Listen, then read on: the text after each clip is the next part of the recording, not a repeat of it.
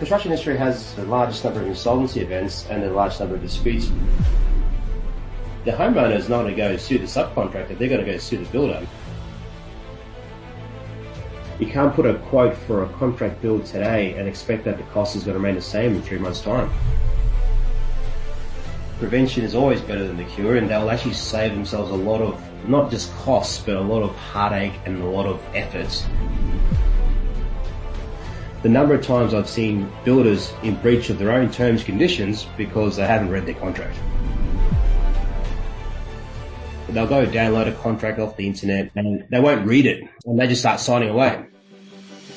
This is Professional Builder's Secrets, the #1 podcast to help you grow your building company safely and securely. Brought to you by the Association of Professional Builders. Join us every week as we talk to industry experts and your fellow professional builders on everything you need to know to generate more leads, more sales, and higher margins while improving the building experience for your clients. Hello, and welcome to the Professional Builders Secrets podcast, a podcast by the Association of Professional Builders for building company owners, general managers, VPs, and emerging leaders. Here we discuss all things running a professional building company, from sales processes, financials, operations, and marketing. We have another exciting episode from the Professional Builders Secrets podcast. I'm joined today by Paul Rojas, managing partner at RCR Lawyers. Paul, lovely to have you here today. Yeah, thank you, Bosco. Thank you for the invite. Well, Paul, why don't we get into it? Tell us a little bit about what you do and specialize in for our listeners out there. Yeah, sure. Look, I'll say commercial litigation lawyer, but a large part of my practice is construction litigation and insolvency. And within construction, and given the industry that we're in, where the construction industry has the largest number of disputes, construction litigation is a big factor. So when you say it has a large number of disputes across all other industries as well, you find that that's compared to the industries, construction industry has the largest number of insolvency events and the largest number of disputes, simply because you have large projects and various competing interests. You have architects, builders, homeowners, designers, all factoring together for the one contract, and competing interests always resolve in human nature, resolves in disputes. Which is a very important reason why you need to have a really locked in, solid residential builder contract, which we'll get into. But let's start off with, what are some of the current trends and issues that you're seeing affecting residential builders and in turn their contracts that they have in place? Yeah, sure. Well, this year, I would say that as of probably March, April, the activity has increased massively. In terms of builders, we're getting contacted every day by builders needing amendments to their contracts for cost escalation clauses. And we're also getting contacted by homeowners wanting advice because they have a builder who's trying to push forward for some extra costs. Unfortunately, in the industry that we're in, given the current market conditions, there is a huge increase in supply of materials and labor. And unfortunately, the builders are stuck in that position where they have to either try to push those costs onto the homeowner or wear those costs themselves. Right. And it puts you guys at a dilemma too, because in both scenarios, you're trying to do the right thing by both. Can building contracts be modified? Yeah, definitely. I mean, most builders these days, they have industry standard contracts, which are very good contracts, for example, like master builders or HIA. But I would say 85% of those industry standard contracts these days are amended with special conditions. So you tally that contract to suit your business and your requirements and protect yourself and your business. Are builders aware that these contracts can be modified? Residential builders? Most builders these days are aware. I mean, it's very rare that you get a industry standard contract these days which has not got a special condition in there, particularly now with the market conditions. Most of the amendments are cost escalation clauses, which is also like a rise and fall clause, or EOT, extension of time for COVID, which is unfortunately what's happened over the last few years has really caused a lot of the builders to have a rethink about their terms, conditions, and their projects and how to look after themselves. Should residential builders go with a higher number than the recommended margin on a contract? What's your thoughts around that? The whole builder's margin concept, like there's no legislative requirements as to how much you can put down. It's more of a contractual negotiation between the homeowner and the builder. For example, like HIA master builders, they have a recommendation of 20%. Australian professional builders recommend 25%. That really comes down to the builder and the homeowner negotiating when they complete the schedule to the contract. If they agree on 25%, it becomes a contractual provision under the contract. Right. Now, given the market, sorry, Moscow, but yeah. given the market conditions, 25% is probably more reasonable under the current circumstances. Right. And I know, I mean, for our listeners out there, and it's really important to mark the difference. And one of the first lessons I learned with the Association of Professional Builders is the differences between markup and margin. So the markup is the amount of profit as a percentage of your cost of sales. And the margin is the amount of profit as the percentage of your revenue. And most of the time, these numbers get really misconstrued and people end up different, not knowing the differences between the two. So I believe the standard for the Association of Professional Builders, which is, 25% in order to turn a profit, if you're adding a 25% margin, then you need to technically mark up by 33.3%. And APB members do this and really have an issue with their clients when it raises its markup, by that 33.3%. It's simply an objection that can be easily overcome. Having said that, I don't think everyone looks at it that way or considers the fact that a markup and a margin isn't the same thing. No, exactly right. It's you'd be surprised the number of builders who get it wrong. They put down a markup when it should be a margin and vice versa. Really, it's up to the builder to understand their contract provisions and the terms and conditions and be able to apply it properly under the contract. Otherwise, you're kind of cutting into your own profit margin, your own bottom line, really. So understanding how to apply the builder's margin and understanding when to apply the markup is very important. Right. And if you don't have the right markup in place and the cost starts to increase, that's when we're seeing a lot of the problems start to fall into play, isn't it? Yeah, 100%. And that's standard to have a markup and a builder's margin. But more importantly now is more than ever is having that contractual right to vary the cost escalation clause, which is a whole other concept, a whole other clause on its own. Yeah. Right. So what are some of the escalation clauses or fees that people need to be aware of in these contracts outside of the markup and the margin side of things? Is there anything else that they should be aware of? Well, these days, because as I said before about the market conditions, I mean, I saw a builder the other day and he was telling me that the cost of timber has doubled in Victoria. So, you're signing up a contract and you got your materials and your suppliers. If it's outside the builder's control, for example, they sign a contract today, they might not start the works until 6 months from now. Right. The cost of materials can increase dramatically over the next 3 to 6 months. So what happens in the build-out situation? Are they going to wear those costs of the materials suppliers, or are they going to have a contractual right in their contract to push those costs onto the homeowner? Right. And that's the whole point of the cost escalation clause. If there's been the term is if there's been a significant price increase, well, then you have the contractual right to send a notice to the homeowner saying, well, under the current situation, the price of, for example, steel has gone up by X amount of dollars. Pursuant to the clause, I'm going to exercise my right to increase the cost for the price of steel, for example. Right. And that's just to cover the outrageous amount of expenditures that might come out of, the supply chain. Because again, no one has control of these things in the country or worldwide as well, or especially with current times, right? Yeah, exactly. I mean, we got COVID, you've got wars in various different countries and so forth. The cost of materials is so volatile at the moment. Like you can't put a quote for a contract build today and expect that the cost is going to remain the same in 3 months' time. Right. So why should residential builders pay attention to risk management in today's world? It sounds like all you do today is really manage that risk, consulting with your clients. But why is it so important, and why is it a big topic of conversation? Yeah, well, the thing is, with I always say with builders in the construction industry, like their profit margin is quite minimal to start with. They can build a multi-million-dollar development, but their profit and their margin is quite low. So ensuring that you can actually maintain that profit, that bottom line, is such a very big thing these days. Was if you don't have that contractual right I said before about the cost escalation clause, for example, you literally, a example of a couple of builders I've been dealing with, if you sign 10 or 15 contracts for the year and they've all increased by 10 or 15% and you can't contractually push those costs to the homeowner, well, then the builder's in a very awkward position. And why do you think the last 2 months this has escalated to so much degree? Is it just during just the current times where the scenarios have just hyper increased? What do you think is contributing to you guys getting a lot of phone calls from the builders going, we need help?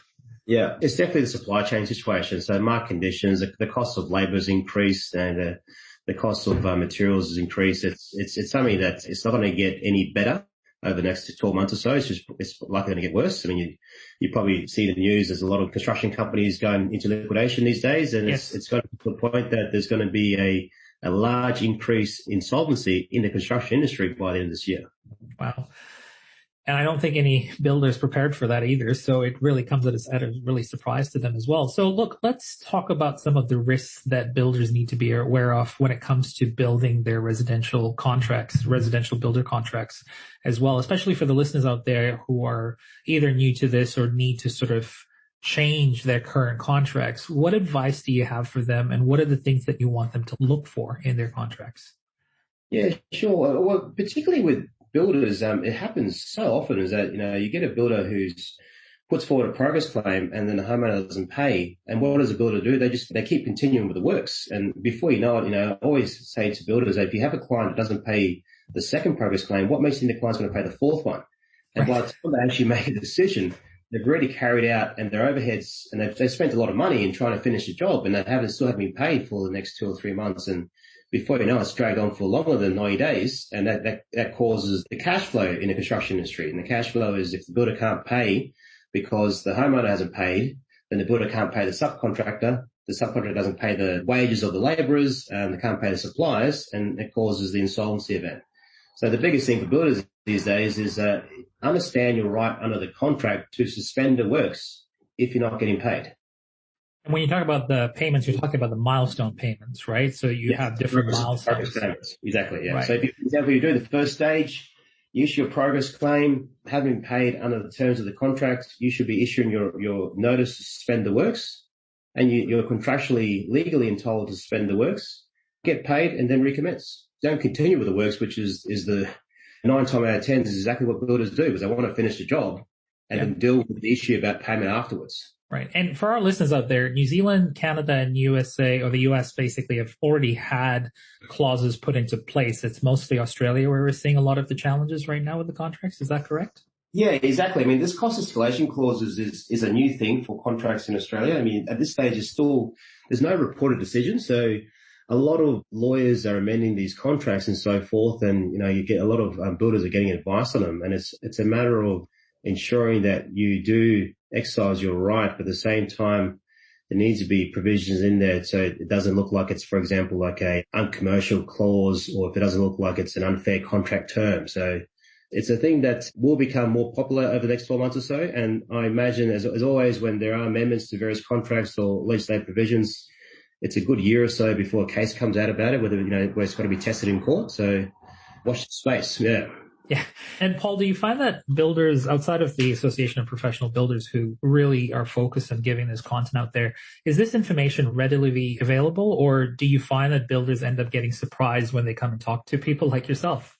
We always get two types of builders, and unfortunately, most builders are the first type, that they only ever speak to a lawyer when something really bad has happened. They come to a lawyer when worst case scenario, there's something that's really bad has happened, and I always say to the client is that, had you come and see me 6 months ago, we could have been in a better position. The other type of client, the type of builder, is the one who's more proactive, and they want to sit down with a lawyer and go, okay, well, I've heard some horror stories about friends of mine, colleagues who have had various things happen.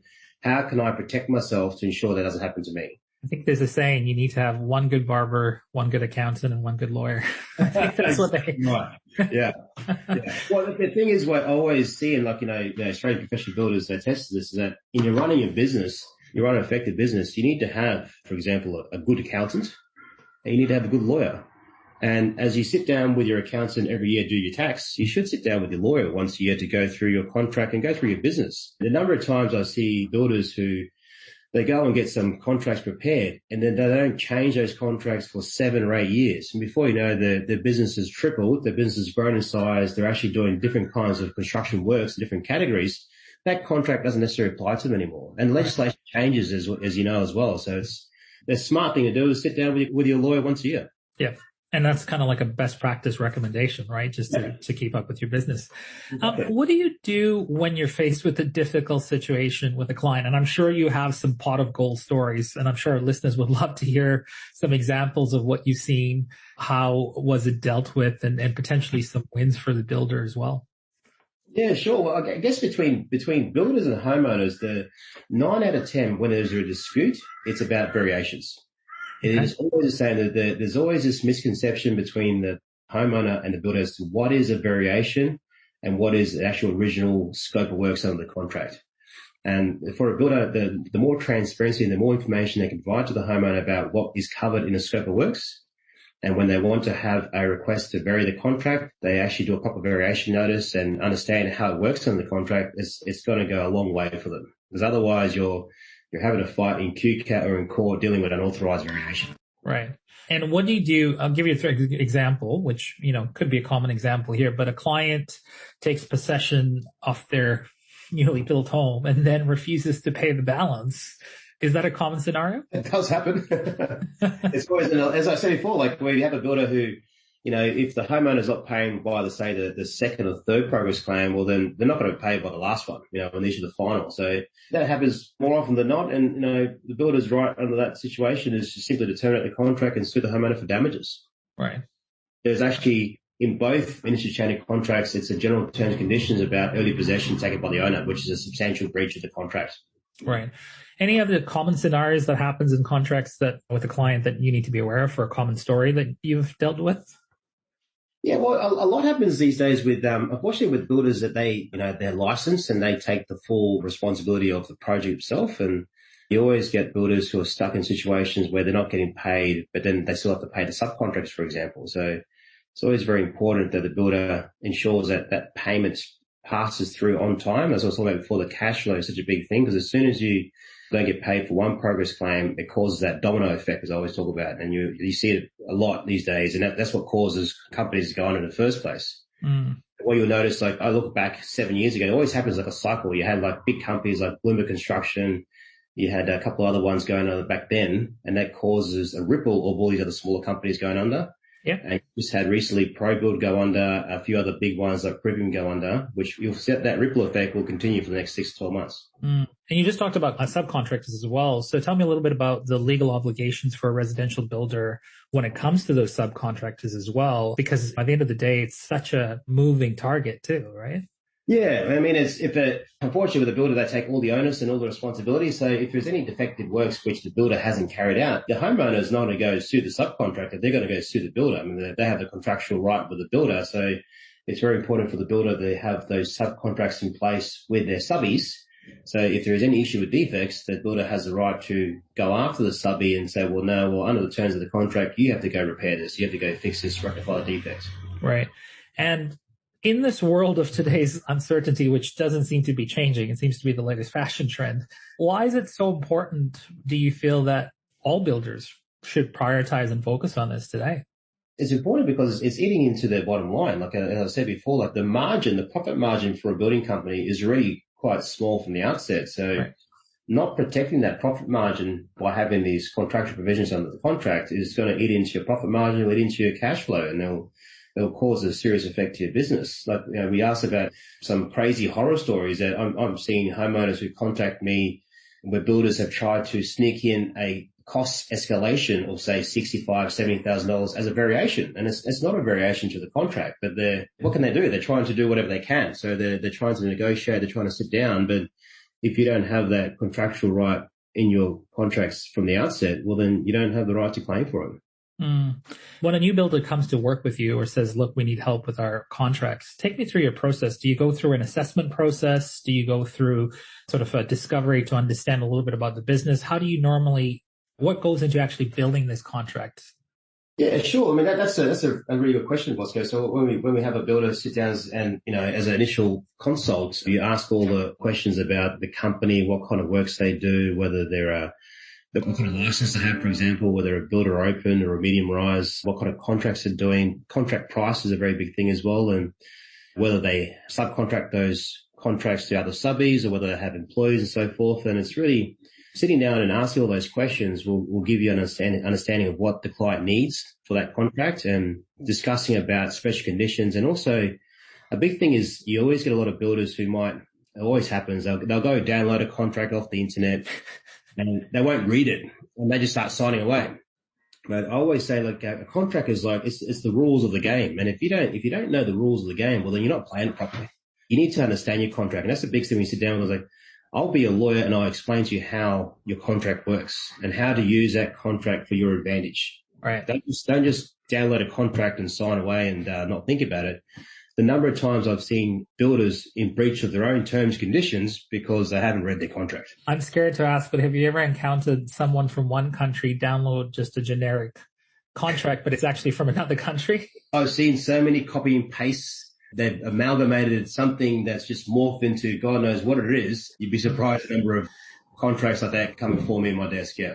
What do you recommend builders should do to prepare for a meeting with someone like yourself or a law firm? You know, when it comes to like, okay, we need to get our contracts done, we need to renew it or look at it every year. What type of preparation should occur so that they do this properly? And how does the working engagement work? Is it based on set amount of hours or is there a process? How do you work? Yeah, sure. So like for a builder to sit down with a lawyer, it should be like on a simple consult or a retained arrangement. It's really for the client just to be transparent with the lawyer and answer all those questions that need to be answered for me to get a better understanding as to what the client needs in the contract. Once your contracts, your special conditions are prepared, understanding how they work, and then it's for the client to then use those contracts properly. And then under retained arrangement we have is that sometimes a simple phone call, a 10 or 15-minute phone call will resolve the issue. And that phone call, 10, 15 minutes, has actually helped the client to avoid the issue 6 months down the track, which will turn into a big dispute. Right. So I've got to ask this question, and I think I know the answer. Prevention or cure? Should we have a construction lawyer in our court, in our building, you know, when we need help, or do we look for one when the problem is already escalated out of control? Yeah. And I'm sure you deal with both.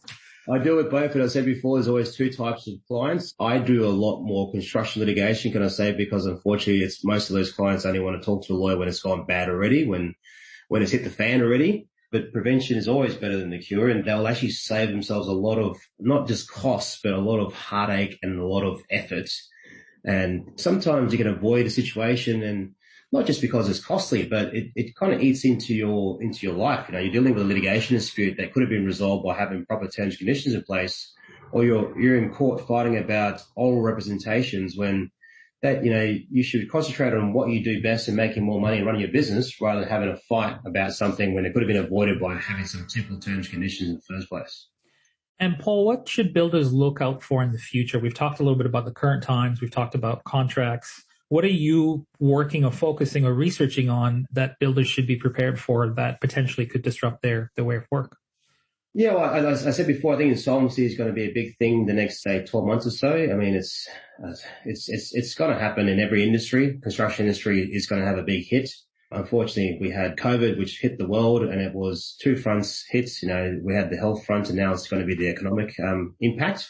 Mm-hmm. It was a good thing what the Australian government did and all these government fundings and benefits, but what it created was it's actually a term called zombie companies. So it's these companies which they should not be trading. They should be in liquidation 6 months ago, but for those government benefits.